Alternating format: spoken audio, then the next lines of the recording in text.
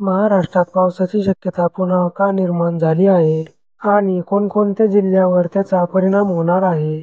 आजपासूनच म्हणजे 24 ऑक्टोबरपासून ते 28 ऑक्टोबरपर्यंत संपूर्ण महाराष्ट्रात ढगाळ वातावरणासह गडगडाटी पावसाची शक्यता व्यक्त करण्यात आली आहे. हवामान खात्याच्या अंदाजानुसार उत्तर विदर्भ वगळता राज्यातील बहुतांश भागात पाऊस पडू शकतो.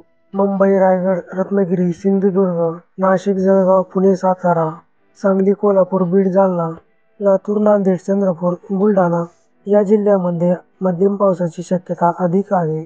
हा पाऊस का पडतोय? कारण समजून घ्या.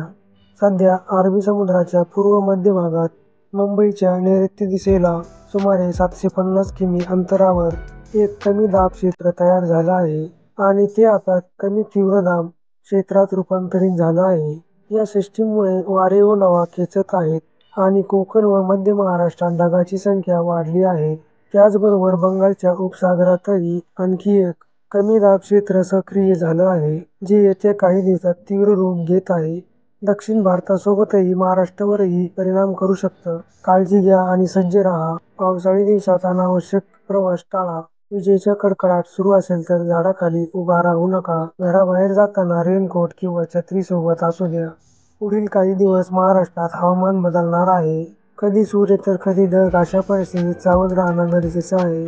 म्हणून हवामान अंदाजासाठी चॅनलला सबस्क्राईब करा, व्हिडिओ लाईक करा आणि शेअर करा.